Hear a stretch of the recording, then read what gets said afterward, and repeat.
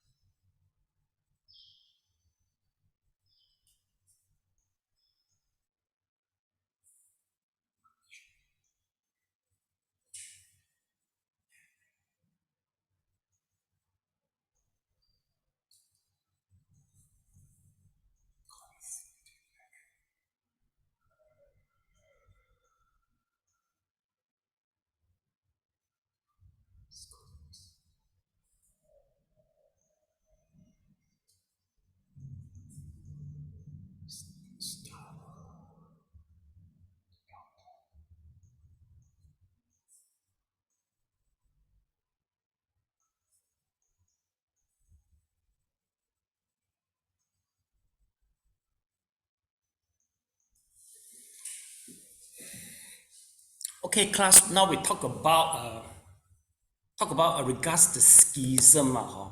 It happened. Let me show you.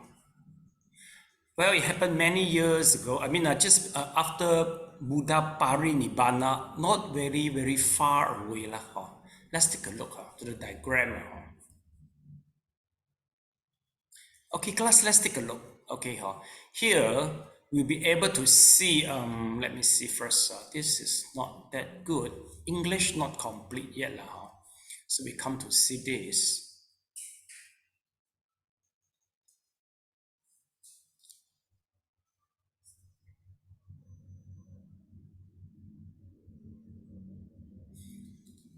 Okay, this is the Mahasamgika and the Stivara. This is two terminology we came across just now. Why do we talk about all this type of stuff? Well, I can tell you, this type of stuff, meaning to say that after Buddha Parinibbana, just about, I think, 200 years, about 100 years, there's the two major schism happen, all right? Then within 200 years, there will be 220 schism, all happen in where? In the India mainland. This is the part, happen in Indian. Nowadays, we talk about the Theravada, which means that the Theravada school, usually we focus, we talk about the Myanmar, Thailand, basically the original from Sri Lanka. And Sri Lanka actually, the Buddhist, the schism is originated from here, the mainland Indian, about 200 years before the Christ. So meaning to say that after 200 years before the Christ, there's a group of the Sangha, who is a Mahinda, they moved to the Sri Lanka. And then what happened in Indian onwards, they all don't know. So that's why if you talk about to the Burmese monk, Thai monk, all this regard what happened in the Indian mainland, they say, we don't know. We just know that we are the Buddha tradition, okay? And then they check the Tipitaka, they say, oh, this is all Buddha saying. Whereas for us as a Mahayanist monk, they don't know. They don't know the Mahayanist, they don't know where they originate from. So for them, some they will just respect you. Sometimes when we go to the temple, they will just put us in a different group. But if we go to Pindapat, they put them in the front group and Pindapat. They make themselves different from us. We don't chant Vinaya together, and then we don't rank according to our wasa. Basically, if you run activity, you invite a lot of monks to come, then you have to ask what are their wasa in order to rank them. Basically, from senior to junior. If let's say if I go to a Myanmar temple, basically they wouldn't rank within all the Mahayanist monk and the Theravada monk. They separate us to two groups. Well, some they don't understand what does it mean. The Mahayanist monk, they thought we are Japanese monk. So they sometimes we ask us, they say, are you married, right? So they confused already. If you are the Japanese monk, usually they put you at the back. Put you together with the layman group. Oh, well, Japanese monk, they are allowed to marry, to eat meat. I mean, this is the basic things. Everybody know, it's very common for them. So in Japanese monk, even though they call themselves as a monk, but most of the people, they disrecognize them as a monk. Because once you marry, which means you are the layman already, but they define themselves differently. Okay, now we talk about why do we study all this? Basically, if we know this, we understand how come there will be some schism within the Buddhism, and basically, whatever you see here, class, we don't find them anymore already. Basically, let's see, all this class.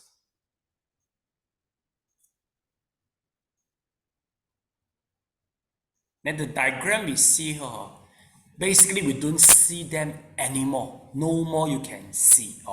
Well, why do we know? Because they are all stated in some sutra or in some commentary. So we know, they are there.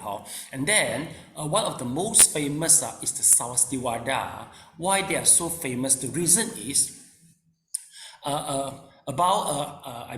7th century, a monk, the name called as a Xuan Zhuang, he traveled from China to India and he took back a lot of the sutra and abhidhamma from Sarvastivada. And then it enriched the Tripitaka in Mahayana, then we know. So sometimes once we study the Abhidhamma in Theravada, like now I'm teaching Abhidhamma Sangha, it's a Theravada. But sometimes we are confused also whether the teaching is the mixture from the Hinduism or it is originated from Buddhism ourselves. So the best way we go to check the Sarvastivada. Why do we say so? The reason is you see class.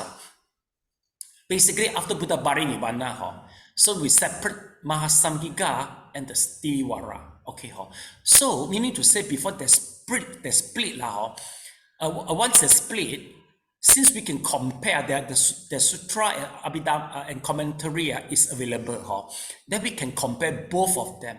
If there's a similarity, meaning to say that there is the common view before they are split. If there's a difference, meaning to say that there is the future development cause them the different. So this is how we by understanding all this schism, we can use it as a comparison. So for example, you see, take a look here. Okay, here our Vinaya is from the Dhammakupta. See, Dhammakupta is here. Now as we see in Theravada, Myanmar or Thailand, basically they are originated from Tauya Timsa. Let me check here. I don't see Tauya Timsa here.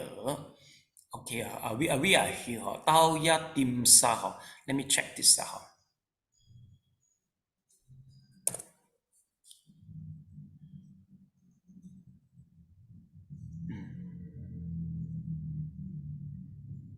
Now let's take a look. You see, this is the Tauya Timsa. This is from the Theravada. We are from the Dhammakupta. Dhammakupta is somewhere here. So since we are, Dhammakupta is here. See, basically all Chinese monks they are under this version Dhammakupta. Now all the Theravada monk is under Tauya Timsa, Tamra Satya, meaning to say that they are originated from Vibhajavatin. So meaning to say that if let's say I don't understand my Vinaya, my version, so I just do the comparison between them, then I can understand. The similarity between both of them is about 90%. 90%. So I like it a lot. Basically, our Chinese version, especially is a classical Chinese, which was popular during 7th century. That one is too tough for us nowadays. Even though every word I can understand, when you combine all together, we don't know what are they talking about. So the best way is I prefer go back to the English version from the Theravada. So I know, actually, that the meaning is there. By understanding the schism, we can use it to solve the problem, especially once we do some sutta or Vinaya reading, even the Abhidhamma. All could be solved by knowing this. So class, it is good for you to know all this. Okay, so according to that, the lesson you see, so meaning to say that why there will be the Mahasamgika and the Stavira. Well, basically, Mahasamgika, they are the young one. And the Stivara, they are the eldest, meaning they are the old one. So, it is a politic problem. Team A and Team B. It's happened everywhere, right? In the company, usually the young CEO, the young boss, took over his father business, so he's the young one. He prefer reform. All right, he prefer reform. But the group from his father, is very elder. They are 左举对考军, see or not? So either they assimilate to each other or they have to be removed because you cannot change. Nowadays everybody talk about AI, but you are frightened. I don't want to learn AI already. When I learn the AI, then AI will remove me. If you think in this way, of course the CEO as the boss, later on they might be remove you already. You have to follow the trend. It happens same. Once Buddha no more there already, so there will be two opinions. One is from the young group, so we call it Mahasamgika. They are very progressive. They are more modern, or they will stay in the city. They will change the Vinaya. Everything they want to change one. But the elder, no, they prefer for being conservative. Everything they follow the old style. So that's why they have to split. I think same in the family lah. Family usually parents pass away. Basically, if let's say, between the brother sister, one is very progressive, reformist, one is very conservative. Maybe they cannot. It's quite hard for them to stay together. They have to split already. Or same in company, wherever it's the same. Who have the power? Who have the final say? Am I right? So in Buddhism, who have the final power? Well, basically, let me see. Quite hard to say because both group, they go to the different place already. For example, as I say, for this the Tauya Timsa class, they all have moved to the Sri Lanka. Then from Sri Lanka, they spread to Thailand, Myanmar, all these places. So we need to say that if you go to check Thai monk, Sri Lanka monk, Myanmar monk, they are all from one schism, one sect actually. But of course, they still cannot stay together because they have more different already. They're splitting more and more and more. So this is very common in the religion. As I know, in the Christianity, especially the Christianity, they already split for more than a few hundred groups already. Because everybody want to become the king, everybody want the power and authoritarian. So finally, you set your own group. It happened in this way, in the religions. Okay. So as you can understand, wherever you go, basically, they are from the same. Same schism, meaning to say that the Sutra, Vinaya, and the Abhidhamma all are same. But just the commentary make them different, and also the teaching, the interpretation will be different. From these three group of the monk, they are more progressive. That's why if you go to the Sri Lanka, if you go to Myanmar, especially the Thai temple, some they still don't hold the money. So in order to make the offering, you will ask, Bande, may I know who is your kapiya? So the kapiya will hold the money for them, and then whatever they want to buy, they will go to call the kapiya to buy for them. So this is a very orthodox ways to hold the Vinaya. And then basically they don't do any plantation, not like the Chinese monk. As you know, Tzu they're still working, they still do some farming. No, the very conservative, they don't do all this. Okay, so if let's say, basically this type of old style, it's very suit if they stay in the forest and in an undeveloped country which is underdeveloped. It's more suit that. Okay, because why? The reason is once if you insist on this lifestyle, just treat clothes only, must pindabat, and then do all this. It's quite hard to adapt if you move to the city. So that's why sometimes once you see the Myanmar monk and the Thai monk, they will be different. You can find some is very orthodox and some have been modified. And then the Chinese monk, we are quite modified. We adapt the city life very, very well. Am I right? You go to see the Fo Guangshan, all this, wow, the big temple, it built a very big temple. It's really can suit the need of the people, because people they prefer they prefer come to the temple with the gorgeous architecture and then feel comfortable also.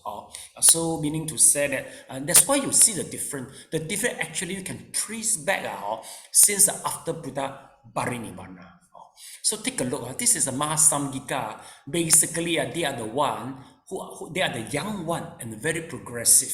Okay, so I think maybe they make a little bit mistake here. They say the reformists action could not win over the conservative. Reformists are supposed to be the Mahasamgika actually. I think something wrong here. Mahasamgika, they're the reformists, and And the elders is the Pali Thera, is the Theravada. They are the elderly lah. They are the elder group. So Mahasamgika means what? You see, belongs to the universe Sangha. Ta Zhong Bu. So they say belongs to the universe. Ta Zhong Bu. Okay. Maybe you have to write out the Chinese. The reason is they have a strong relationship with the Mahayana nowadays, because we claim ourselves as a Mahayana, Chinese Mahayana, so we have a very strong relationship with this Mahasamgika. Please write down. So this is the Chinese.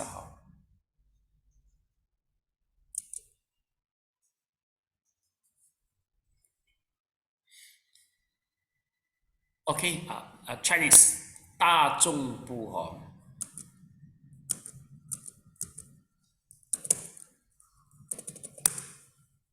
Okay, I give you the abbreviated word lah.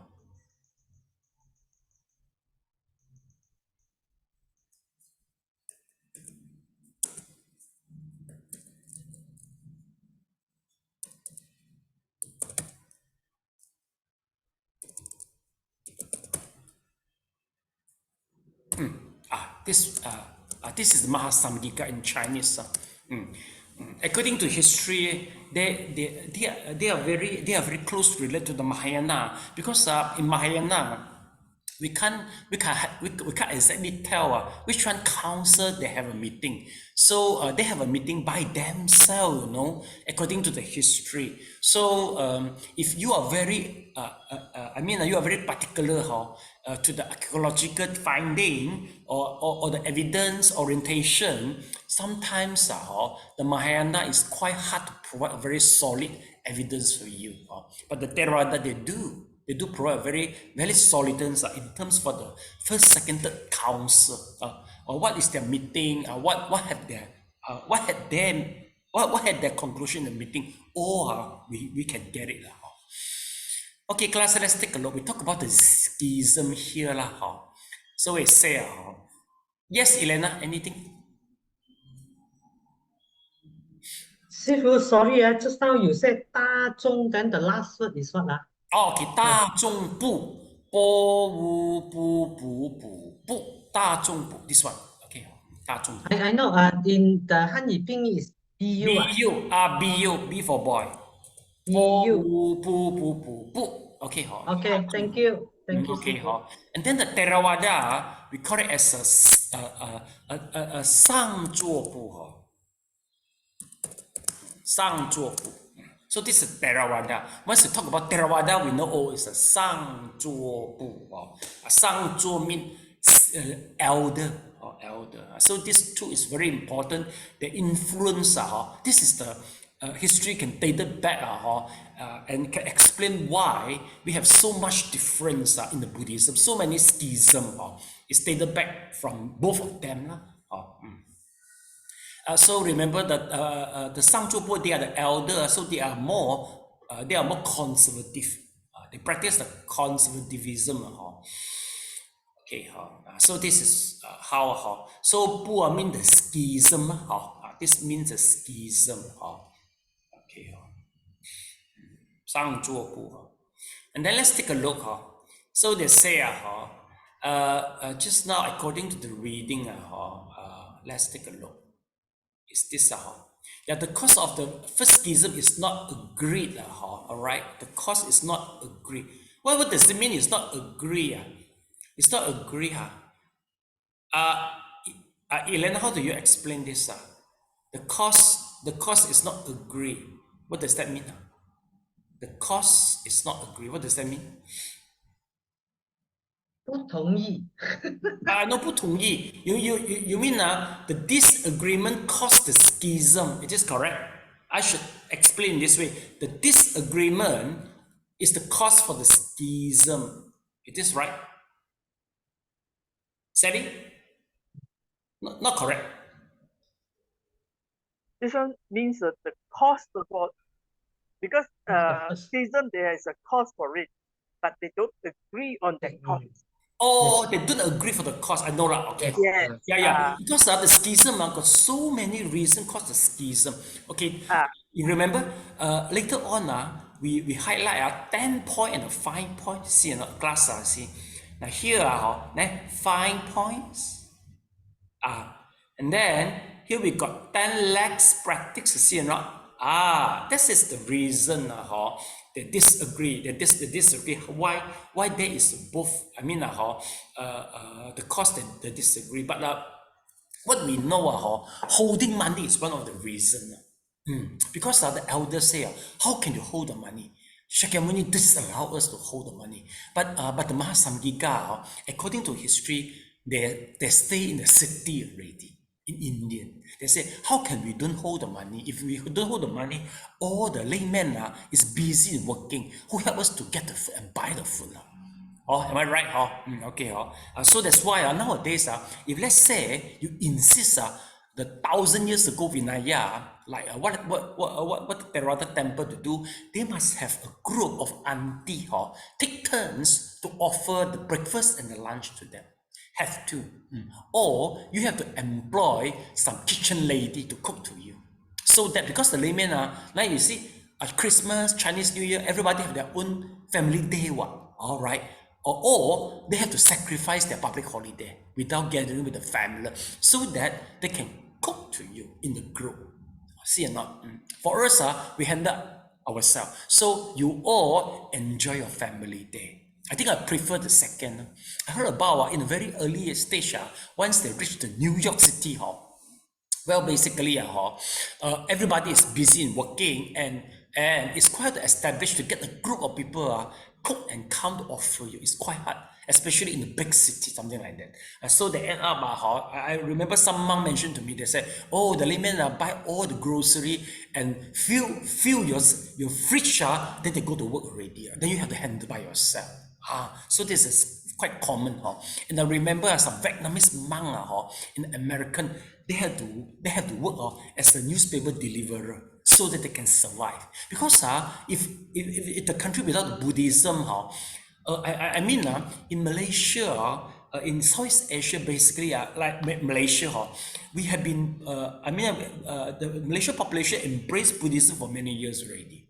So in Penang, usually Theravada monk, they go to the hawker center, they go to the market, you can get some food because people is waiting there, because they're from one generation to another generation, and then different tradition, they are available everywhere in Malaysia, especially in the big city.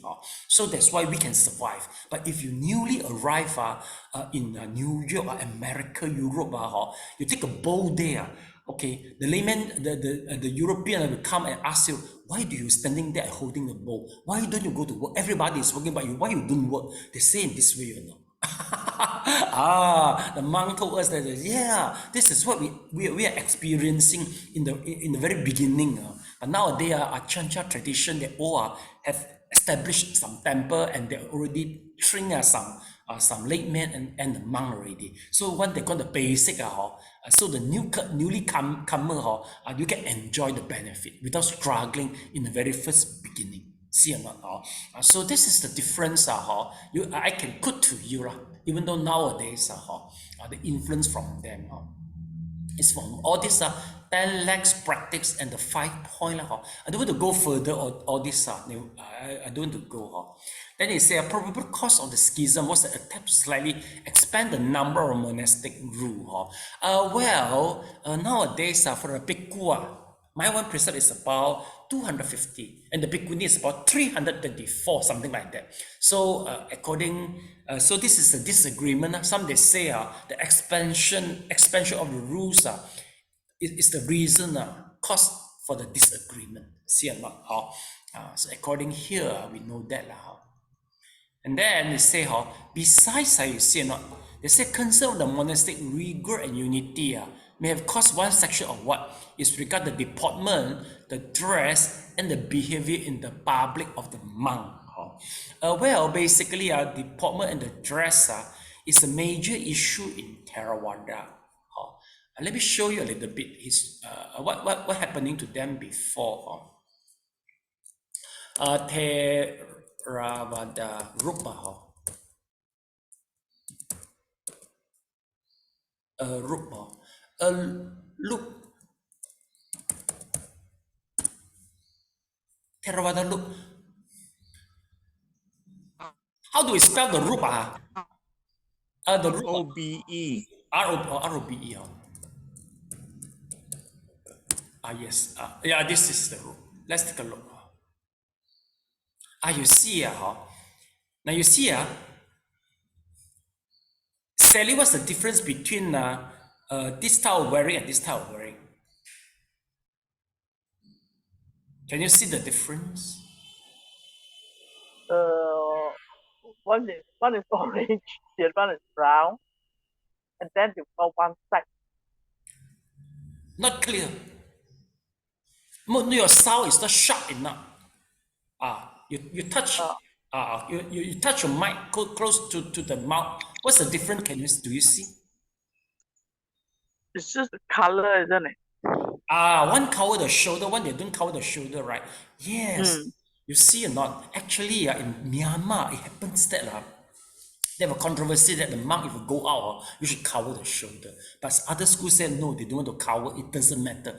They cause a very serious conflict, you know. So this is the deportment and the dress code cause the schism actually. Okay, for us, like this one, some you will ask, Sifu, I know why is the color so different?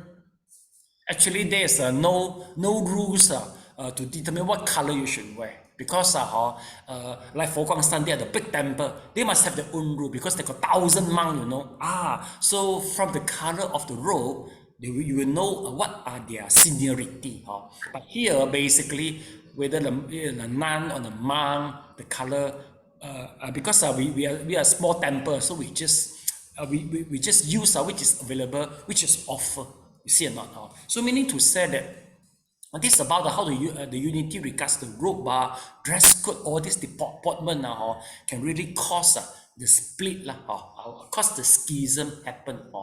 But for the layman, what is the schism? Basically, as I know, I went to one city, actually it's a Kuching. You know, Kuching, there's one old Buddhist association, it's a Sarawak Buddhist association.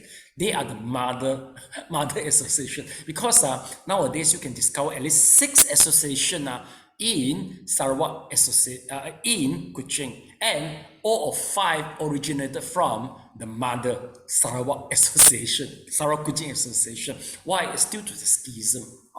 Some that disagree that you do the chanting, you shouldn't take the money, even though people they don't offer, they offer you, you don't take. Some they say no, we have to take, economic problem. Then they split already. Some they say even though we do chanting, but we should have more Dharma talk. Some they say no, we should focus on chanting only. Then they split again. So that's why so many schism happen, so many branches come out. They are not branches, they are not related. They are economy independent, and also economy independent and management independent. But during the Vesak day, everybody run at the same day, so there will be some there will be some, how to say, the conflict in interest, because one layman can go one place only. If all run together yesterday, so where are you supposed to go? If you know 6 of them, you don't know where to go, so you go everywhere. And then you do the donation, like a dewa, sprinkle the flower everywhere, a little bit. So end up, there will be some resource, how should we call it? The resource, whether the manpower or the financial, they all fight. Everybody fight to each other just to get the resource. See or not? So there's a schism even happening in the layman organization. Okay, then take a look. See, deportment, dress, behavior, all can become the schism within the Sangha community. Okay, then this paragraph we see, they say we talk about the reformist and the conservative. See or not? Just now I explained already. So finish already. Okay, class, basically the history in the very first beginning part already finished. Now we go to the second part. So this is a schism for this. Now we go to the second part. It's regarding this section already, class. You see, they got 20 school, right? Well, this is the era of abhidhamma. Yes, Elena, can you please read the passage for the Abhidhamma? In the 3rd century BCE, a few schools added works of Abhidhamma to their canons of teaching, developing them from Matikas or tabulated summaries of topics, which may have originated with the Buddha.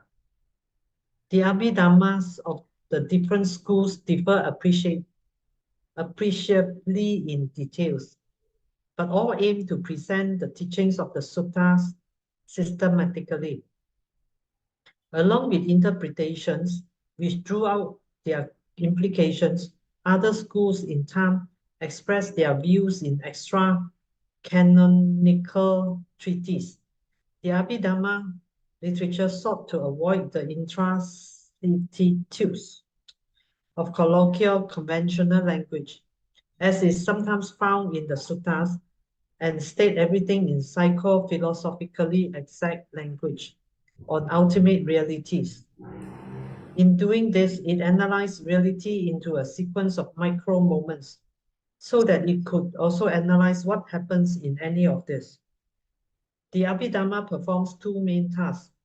On the one hand, it refines the Khanda type of analysis so as to give a fine-grained enumeration and characterization of the Dhammas, basic patterns or basic processes, which are experienced as making up the flow of mental and physical phenomena. This can be seen as an extension of mindfulness of Dhammas in the suttas on the 4 applications of mindfulness. These Dhammas being the 5 hindrances, 5 skandha, 6 senses and their objects, 7 factors of awakening, and 4 true realities of the spiritual and noble. On the other hand, the Abhidhamma refines the doctrine of condition arising by showing how the basic patterns condition each other in a web of complex ways. The first task is carried out in, for example, the first 3 books of the Theravadin Abhidhamma, the Dhamma Sangani, the Vibhanga, and Dhatu Kata. The second is carried out in his 7th and probably latest book, the 6th volume Patthana, which goes into great detail on how particular dhammas are interrelated by one or more of 24 kinds of conditional relationships. The 4th book, the Pugala Panati, discusses various character types of and levels of spiritual development. While this literature has sometimes been seen as dry and scholastic, it is a spiritual psychology with a very practical purpose. It gives a detailed knowledge of the working of the mind and thus can guide a person in meditative development. It also facilitates the proper understanding of personality as an interaction of impermanent, unsatisfactory, ownerless, and insubstantial events. In some ways, it is like a detailed, careful analysis of subtle nature of notes, of music, notes, their relationships, and how they may be combined. Okay, thank you so much. Elena, I just thought you have to read this enumeration of the Dhamma because this is the meaning for this. Dhamma Sangani really means enumeration of the Dhamma. Okay, yeah. Okay. Yeah, okay. I think maybe this is academic article. So we see a lot this types. The word kolongua or all this thing. Let me see that. Inexactitude kolongua. Elena, luckily you don't speak. You don't use this. You don't use this word and speak to me. I really can understand this house. Okay, we'll try to digest this the Abhidhamma.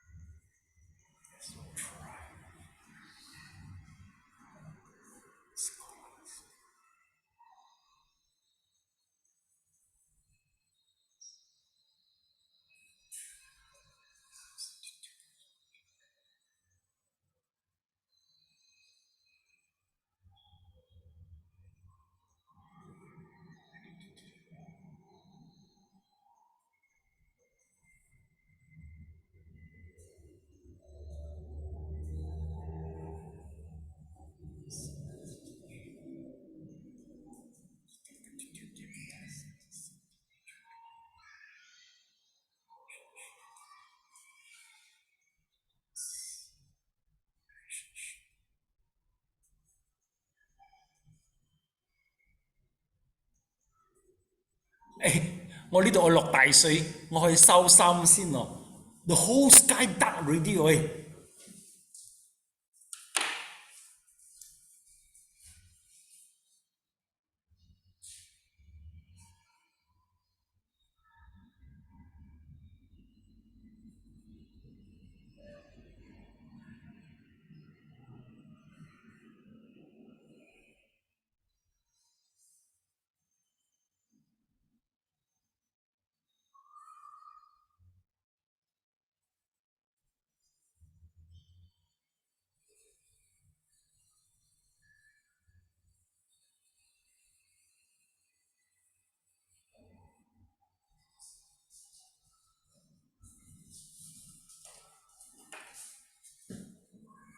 Okay, class, let's continue.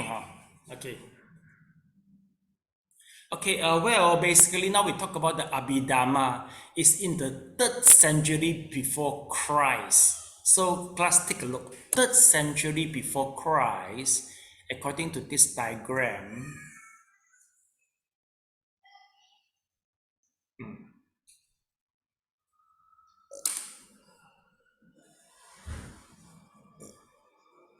Yeah, class, let's take a look. 3rd century before Christ. This is before Christ, 3rd century. 3rd century meaning to say 3rd century 300到400 is about this time, early Sangha. Class, is, it happened is still in the early Sangha. Meaning to say in the early Sangha, this time abhidhamma had been added in already. See or not? A few words abhidhamma add to the canon of the teaching. The canon meaning to say this is in the agama, in the nikaya. Developing them from the matika. Matika means tabular summary of the topic. Matika, tabular summary of the topic. Nowadays we can put some example. So let's take a look. For example, this is the one.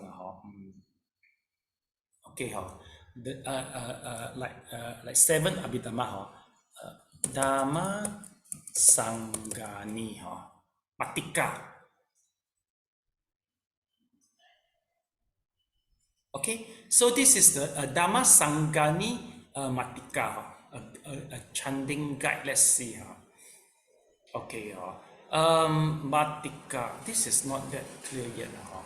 7 abhidhamma. Sutta and parallel.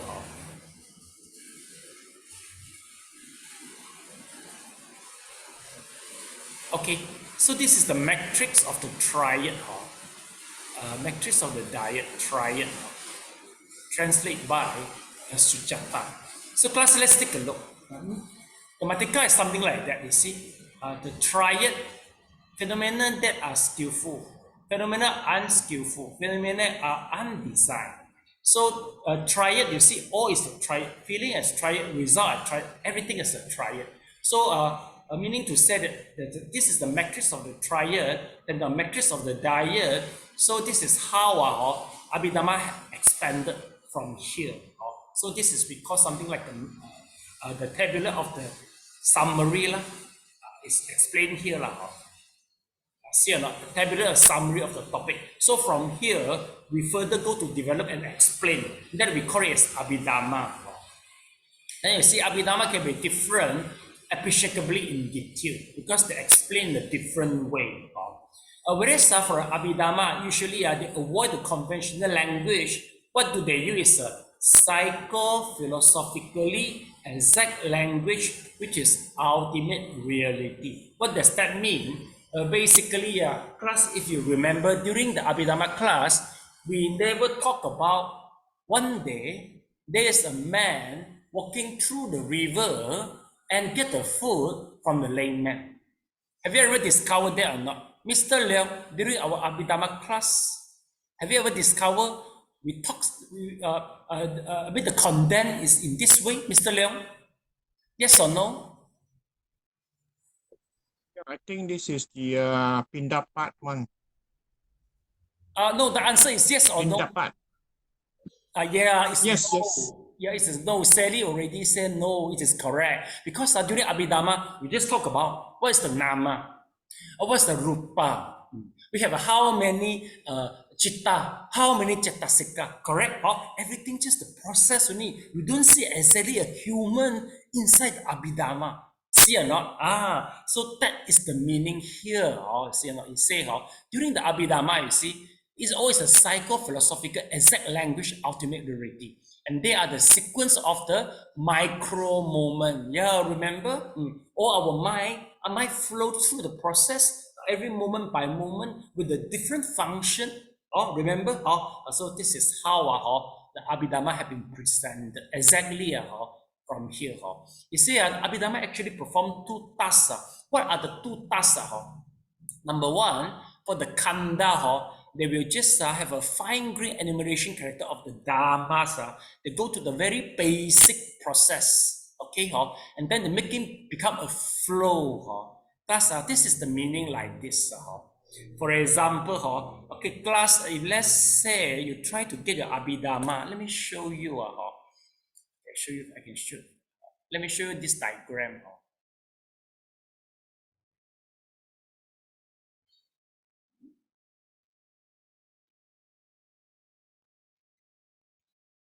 In abhidhamma, what do we see in abhidhamma? Basically, they will analyze the thing to the most microscopic. They will analyze microscopically, and then from the microscopic, they will form a flow. You see, for example, class. So this is our mind. Now you see, not. For example, this is our mind. This is all the cettasika, the mental factor. So we see so many mental factors to form one consciousness. And then this consciousness is one chitta within the flow of the whole consciousness. See or not? So meaning to say that from for example, now you hear what I'm speaking. So actually, in order to understand what am I speaking, so there will be a flow of the mind, of the consciousness, which have a different consciousness carried with a different function in order to make us understand. So this it happened in nowadays in the modern science. If you talk about this, actually is the process is trying to explain these two processes. For example, when we see something in the very beginning, this color have to reflect in our retina. So this we call it as a five-door cognitive process. And then from here, the nerve have to transmit the signal from the retina to the brain. So this we call it as a mind-door cognitive process. So both of them in abhidhamma, they analyze it become one by one, the consciousness to come analyzed to the one by one particle, and then for each one, you can further analyze within what is the content for the cettasika. Okay, I think Joey maybe lost already, but I think for Elena and Sally will be very enjoy, because you finish the abhidhamma. Am I right? We are talking the same language except Joey, so you have to join our class so that you understand what are we talking about. Very enjoy. You ask them, very challenging. They will tell you. So no harm if you come. You join the class. Okay, let's take a look. Then here you try to explain. What does the Dharma mean? It means the five hindrances, the khandha, six skin, the object. So basically, class, all these are five khandha, six sense is in the chapter number 1 and 2. We just study 1 and 2. Then the seventh factor of awakening for all this, we'll know it later on. Basically, once you study the abhidhamma, actually you are studying a dictionary or encyclopedia. You will use it to explain all the dharma you discover in the future. Okay, yeah, good lah. We are studying encyclopedian. So scary, what encyclopedian? Okay, or even a dictionary. Okay, and then later on you see even though it come in this way, you see the conclusion is very good. They say you see wow, this literature seen as a dry, right? Very dry and very scholastic. Okay, So Sally agree, dry and scholastic, very agree, but you still persist, okay, because once you discover the joy in the begin, the dry and the scholastic, then you have the whole world already in the Buddhism lah. Am I right? Okay, and then you see, they say actually, it is a spiritual psychology with a very practical purpose. Of course, our class, once you study the abhidhamma, you don't talk, you don't share with the devotee from the type one. Because the type one, they say, learning abhidhamma just like learning the shit. They say in this way, it's from their teacher lah. Because if you prefer sophisticated and very systematic, abhidhamma is very joyful for you. But for a simple mind people, I think it's too complicated already, right? Or I don't think you are going to preach abhidhamma to your mother or your father, right? Oh, it's too complicated. They are amitofo enough already. But for the intellectual, they prefer details. They want to know everything, what happening. So they need the abhidhamma. You see, they say it's a detailed knowledge of the working of the mind. Okay. This is I try to bring to you all, and it's a guide to the meditative development. Okay. Agree or not? I think I managed to let you know that this is not academic work with me. Actually, it is quite close to the meditative development. Do I make it? Am I making it? I think I make it I make you know that it's something related to the meditation. So what's the consequence of study abhidhamma? You don't end up go to the university. No, you should end up to the meditation center. Don't go to the wrong place. Okay. So but of course this is put in the more professional way. You see, this is a good analogy. They say abhidhamma is something like what? It's like a subtle nature of music. From here you see the notes, you can see the relationship and how they've been combined together. Because the music come from a notes, you see. I have to show this for Jue. You see, let's say this is the music notes.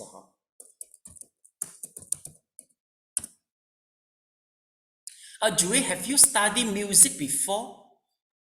No. No, Okay, luckily you don't study, so I can bluff to you, and then you don't know. Actually, I also don't know lah. For me, all is a tauke only. Am I right? We call it as a tauke. So actually, abhidhamma is just something like you see. You can see this is the musical notes, and all the notes once you put together, it become a music already. You can combine them together, you see or not? And then for those who can understand the musical notes, then they can play the music, see or not? So abhidhamma actually, from the whole music, we analyze to the musical notes. Every notes, we will know every notes. And then later on, we'll try to combine, put it together and see the relationship. We don't just segregate them technically like a machine only. Later on, we will see the relationship between all of them. That will be very interesting. But of course, now even though we try to dissect them, they almost want to die already. Especially the calculation. Make them suffer and struggling. But enjoy at the same time. Okay, let's take a look. So here, then they could an example for abhidhamma. Number one is the Dhamma Sangani. I just show you a little bit enumeration of the Dhamma. We have to know what is it. This is the cause for your suffering. Dhamma Sangani Vipaka and the Dhamma Tatu Patana Bukala Panyati. Okay, let me quote one example. Dhamma Sangani. For example, Vipanga. Let's see. Okay, in order to know this, we'll just put 7 abhidhamma. Sure, Google know what you want already. 7 abhidhamma is very unique, and each is only available in Theravada Tipitaka canon only. 7 abhidhamma. See, abhidhamma Tipitaka. They call it the 7 book of abhidhamma. You see, abhidhamma.com. Okay, you see from here, all we discover already. See, Dhamma Sangani, Vipaka, Bukala, Panyati are all come here already. So meaning to say that, okay, what do we study in the Saturday class is the summary for all these giant books and their commentary. So we are considered, we can, we are so thankful to the Anurakta Bodhi, because he's the one who do the summary for us. Okay, and then we go a little bit lah. You see, this is Bukala Datu Kata. Let me check which example you got. Datu Kata. See here, discourse of the element. Datu Kata. We click and have a look. Enough already. Okay, this is the point of the controversy. Datu Kata. Then we come here. Wow, we print for so many years. See, not okay, then editorial note. Then we come a lot condensed. You see, not okay, index group by the subject of the discourses. You see, so this is the different courses. Okay, well, I don't see any matrika yet lah. Because this is more for the controversy issue one. Okay, let me find another one which you can see the you can see the matrika Dhamma Sangani Vipanga, the book of the analysis. Okay, the book of analysis. Let's take a look. Now condense, you see, we all talk about analysis of aggregate, basis, element, truth, analysis dependent original. See, this is everything they try to analyze it within this book lah. This book, I think you can date it back to maybe centuries ago, 100 centuries ago. Okay. If you are free or nothing to do, we'll go to flip this 7th book of Abhidhamma or not, Elena. You will flip only once you cannot sleep, right? You cannot sleep, flip the book, and then you sleep already. Yeah. Well, anyway, we joke in this way, but I quite appreciate at least we got some senior academic monk they are willing to sacrifice their time to do this professional work. And then for me, I will try to retrieve this to do the teaching. Okay. So this is we call it as a 7th Abhidhamma. Okay, that will be enough already. Basically, they cover different subject. So this is the reason why our statistic class is so interesting and coverage so wide. You see, it's about what enumeration of the Dhamma, analysis, and the elements, and also the condition relations. We'll talk about all this later on. And then one more is the Bukala Panyati, is regard the concept of the person. So you can only see the concept only in the Bukala Panyati. A class, please highlight the word Panyati. Panyati means the concept. Concept opposite to the four ultimate truth. Basically, once I say, you are Sally. Okay, Sally is a concept to label you as a Sally. But anyway, if I say those wear those who wear the spectacle, please raise your hand. Can you raise your hand? Who wear the spectacle? You see, all of you wear spectacles, see or not? So meaning including Mr. Lam, Mr. Lam. Oh, including me. Oh, everybody wear the spectacle. So how do I differentiate? So by labeling, oh, Sally, Elena, we know the difference already. But this is the quite primary concept. I can go further to the primary concept. You see, if let's say Sally and Elena, I try to segregate your hair, your skin, okay, then your interior organ, for example, like lung, intestine, all this. Is there Sally anymore? If I try to analyze you to different organ, is there any Sally anymore? No more, right? Okay, same, right, Elena? If I segregate you all, Elena no more there already. What do I see is all this the organ already. So meaning to say that there's no difference all the organ between Sally and Elena, because all the same look same, you see. They're only so this is the second layer of the concept. Second layer of the concept. In Buddhism, because we notice that we always attach ourselves. We thought this body with the name of the Sally Elena, they are the truth. So we attach to it. So Abhidhamma tried to tell you that the name is a concept. It is not the ultimate truth. Then secondly, we analyze again, both of you, like I mentioned just now, but not enough. Okay, you're still able to see, okay, the lung, the stomach, all this organ, right? But if let's say I analyze it to the atom particle. So can you tell us, is there any lung, a stomach, intestine anymore? Sally? No more, right? So that's why. So if an analysis go to the microscopic way, basically it already break through all the concept. The most basic concept also can break through. So we were going to run all this, must be with the jhana. If you're able to go to that deep state or to see everything in this way, once you come back, okay, once you retrieve, once the jhana drop, you go back, you will be different already, because you know that actually we are living in the world full of a concept. See or not? We always struggle with the concept.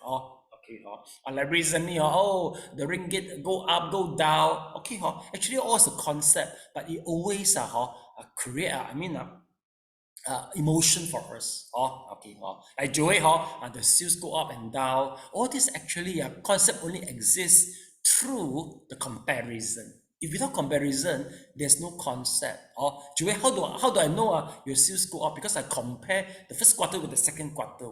If no comparison, it means nothing for you. The figure, right? So there's a comparison. That's why concept exists due to the comparison. You think I'm so fat, I should be on diet. Fat is must come from the comparison. You must be compared with somebody. That's why the fat people, greatest joy for the fat people is once they met somebody who is fatter than them. Right? It's all the concept playing the things, Okay, so we finished the whole Abhidhamma. Now we go to the next paragraph. The Abhidhamma again. Sally, you haven't read yet, please.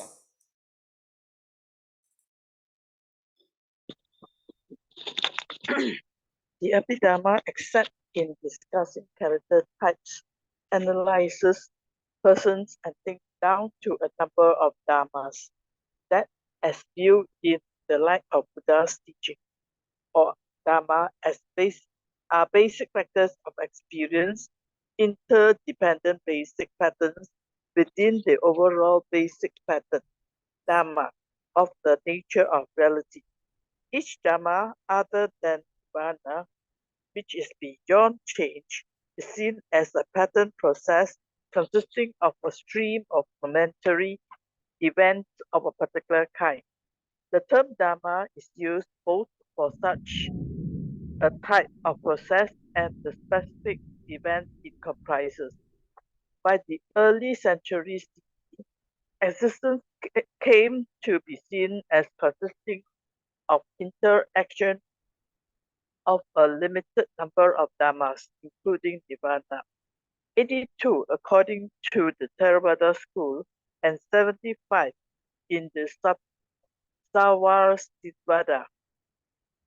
This was seen as the constituents of reality, not exactly its building blocks, which is too static an image, but its component processes. Some attention is given to the types of physical processes, the four basic elements, and the matter, such as the sensitive part of the sense organs, or the visible aspect of the objects, and a further 24 dhammas in the Theravada scheme. However, most attention is focused on the mind. In the Theravadin Abhidhamma, this is said to consist at any micro moment of some form of dhamma. Consciousness or mind, citta, along with various mental states, cetasika, this being some form of feeling and perception. And some of the 50 constructing activities, including forms of citta, are the 5 sense consciousness, mind consciousness, and mind organ elements, which are together seen as constituting the khandha of consciousness. Citta is also of many modes, 89 in all, according to whether it is, for example, ethically skillful, unskillful, or the result of previous physical active states. As later systemized in the Abhidammata Sangaha, Vijarani and 18, perhaps dating from the 7th century CE, the mental states are divided into those which accompany all chittas, those which can accompany any intensifying them, those which accompany some or all unskillful chittas or their kinetic result, and those which accompany some or all skillful types or their kinetic result. The precise cluster of mental states accompanying a moment of citta signifies its nature. At each instant in time, another cluster of citta with chittacikas arises, thus accounting for the subtle moment-to-moment changes in a person's experience. The padhana, together with, along with the Milin 922 to 300, also develops the idea of bhavaga, a mode of citta which is seen as the resting state of consciousness, as assists in dreamless sleep, equivalent to the brightly shining mind. This level of mental functioning is seen as constantly flickered in and out during the waking consciousness. After a few moments of bhavaga, other types of citta follow, which turn towards some sense object, such as visual shape. Some come to know it, and then give some skillful or unskillful response. The mind then flickers back to the bhavaga level before turning towards the same or other sense object, such as sound. Thus, one do not see and hear strictly simultaneously, but the mind rapidly dances between bhavaga and the sense and mind organs, building up a picture of the world like that, built up by moving dot on a television screen. Okay, thank you so much.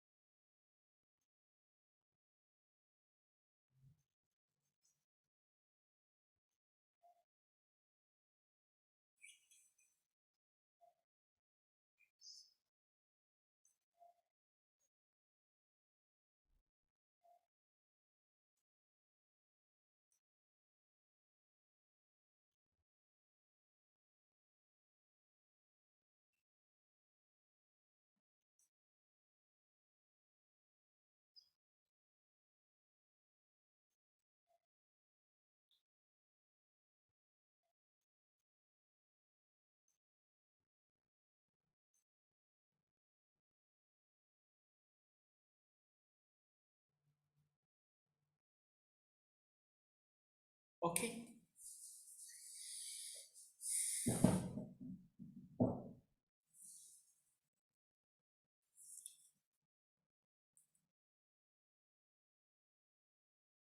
Yeah, Sally finished. Okay, so let's take a look. We try to continue from here. Okay, basically for abhidhamma, as we said, mentioned just now, we try to analyze our citta to 89 and the citta to the 52, all right? And then besides this, we try to see their interconnection together. So you see, so that's why here I say basically the interdependence basic pattern within in all the basic pattern dharma of the nature of reality. So this is, we call it as the paticca samuppada. We try to link them all together. That's what we call it as abhidhamma. But of course, how should I put it? Okay, Joey, you feel difficult, never mind. You just listen. For them, they know you very well. So class, Sally Elena and Mr. Leong, basically, according to the text, actually, what we memorize is 89, 52, but different school, we have a different numbering. They will have a different numbering. Well, this different numbering is very good in academic study, because once they try to compare, how come in Abhidhamma if 89, Savastivada 82, they try to see the difference and they try to figure out the reason. This will become a very good essay. Okay, but we don't do that. So we just focus in Abhidhamma Sangaha, try to make full use in the meditation. And then let's take a look. You see, for Abhidhamma, basically, once we talk about the 5 aggregate, so we try to put the 5 aggregate inside the precept. You see, we make them become the cetasika and the citta. So this is the purpose for Abhidhamma. From all the 5 aggregate, we make them become the mind and the mental state. Okay, and besides, we add some more. We call it as a 5 sense consciousness, mind consciousness, and the mind organ elements. For example, this one is the 5 sense consciousness and the mind consciousness. Actually, we can feel one. See, so this is the diagram. Okay, once we see the color in the very beginning will be reflect in our retina. Then later on from the retina, it go to the brain. Okay, so you think, okay, the color in the retina and the brain, which one have a better understanding in our perspective? Mr. Leong, which one understanding will be better in the retina or in the brain? Understand brain. No. Okay, better understanding is the brain, right? More deep, right? So meaning to say that in the very beginning, once this type of color come to our retina, we will know it, but superficially. Later on, it go to the brain, then our brain start to interpret the color, then we try to conceptualize it. For example, when the red go to the brain, immediately you think about maybe fire. And then maybe you have undergone a fire mishap before, catastrophic, involved the fire before. So a lot of scare appeared. So we need to say that what if the message, if the information haven't reached the brain, not much thing we can interpret it. So whereas, okay, if let's say the information just come to the eye only, without reaching the brain, what is the consciousness involved? This is the one. My consciousness, mano vijnana, and the my organ elements. So they are the one in between the brain and also the retina. So they are in between. Once it's really rich inside the brain already, then we start to trigger a lot of knowing, a lot of knowledge upon to the object. And then the 5 sense consciousness happen. Is so simple. Once this reach to the retina, the 5 sense consciousness is there already. But one thing I don't know whether you're surprised or not. In 1,000 years ago, 1,400 years ago, they start asking the question, what is the difference between the image in the retina and in the brain, even though without MRI scan 1,400 years ago? Why they can ask this? Joey, you think why? 1,400 years ago, people asking this question in our Dharma book. Oh, they say, how come? Is there any different? The consciousness in the retina? Of course, they don't know retina. I just in a modern way to tell you. So, Joey, you think why they can ask this question, even though without MRI, 1,400 years ago, they don't know the eye, all this one, but they can feel the image appeared in the eye consciousness, in the retina, and in the brain. They can tell. Maybe different perception. Different perception. Okay. Okay. Yeah, Elena, you think why 1,400 years ago people can ask this question?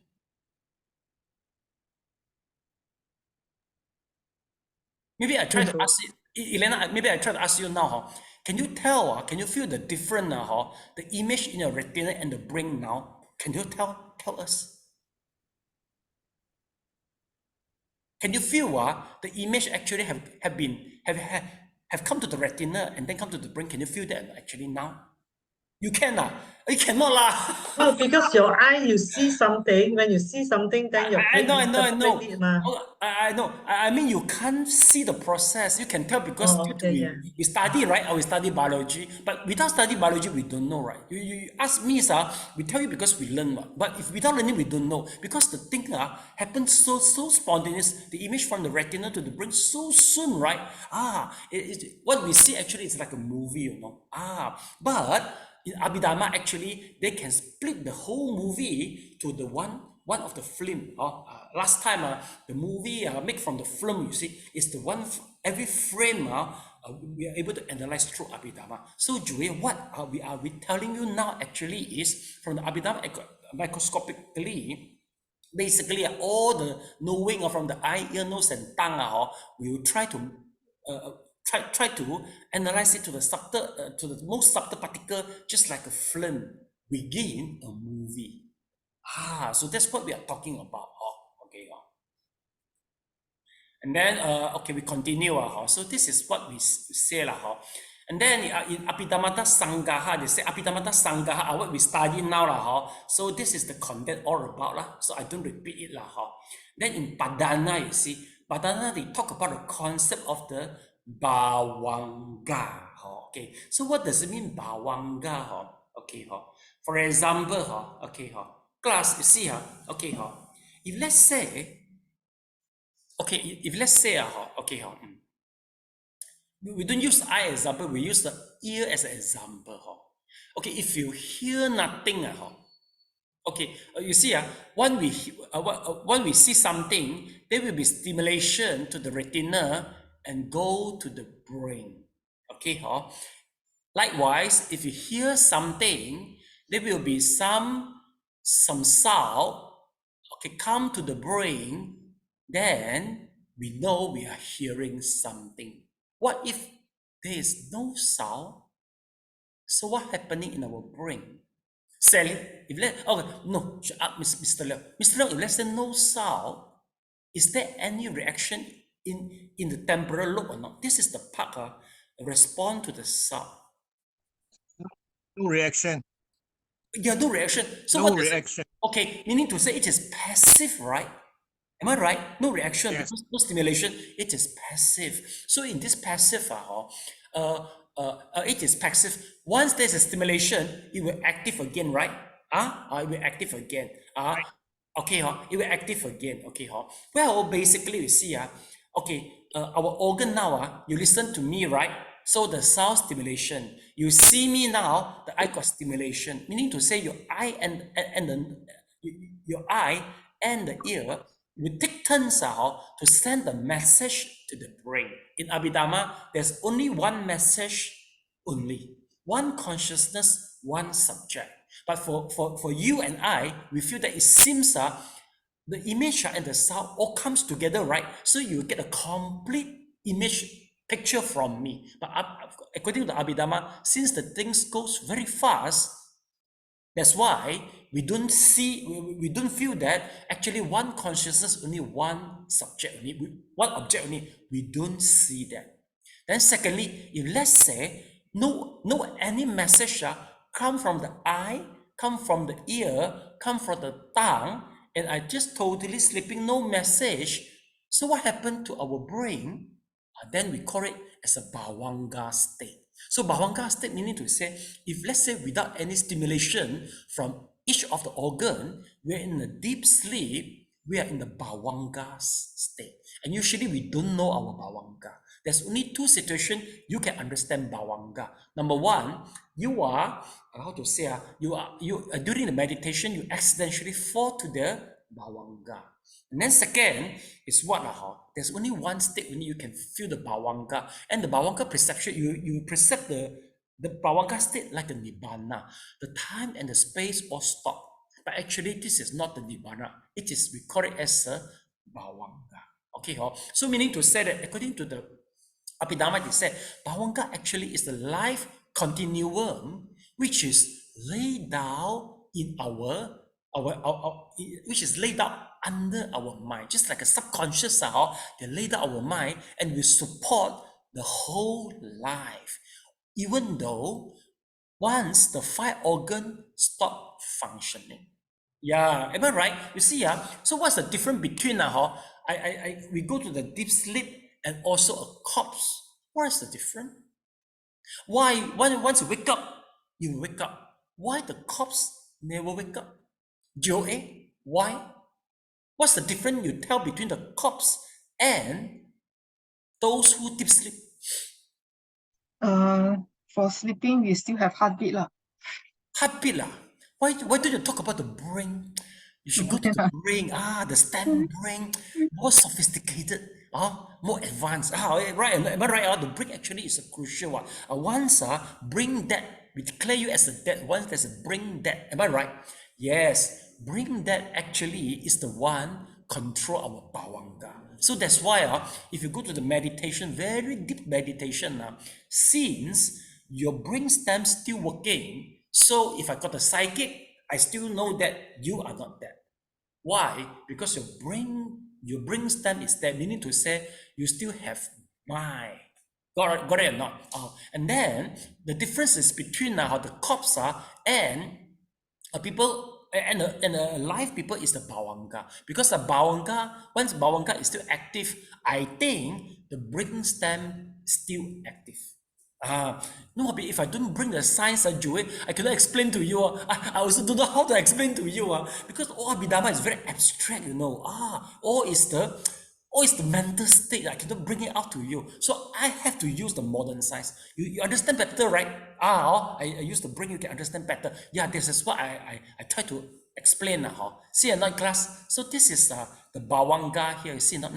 Now you see the padana, they come out the bhavanga, exit in the dreamless sleep. See or not? So meaning to say, you see the Maya flip back into the bhavanga before turning towards to any other sense subject such as the sound. But the process go very fast. You're not able to detect it. Meaning to say that you see, you hear my voice, right? Okay. One finish hearing my voice, the mind actually go back to bhavanga already. Go back to bhavanga because of course it's not active one. So because I think I can explain in this way. Class, take a look. You see, this is our brain. Now you see or not? Now this is our brain. So we keep on functioning. Okay. Now this is our brain. See not? Okay, this is the skin, this is the tongue, this is the eye. So we keep on functioning. The brain keep on responding. But once you finish seeing the things, I see the sight, actually it will stop a temporary moment and it will go back to the bhavanga. Because at that time, all the brain parts who correspond to the different organ, they stop functioning in a very short moment, but the brain still working. So I think it should be the stem brain. And then a very short moment, again, we get a stimulation from the sound, then this part of the brain active again. So that's we call bhavanga. Yeah, Sally, can you understand? Can I put in this way more clear. Okay, so we start our class here. So hopefully this night, I hope you can dream of Bawanga. Okay, just dream of the Bawanga and abhidhamma. Okay. Not mathematics, abhidhamma. Okay. Okay, so we transfer on merit.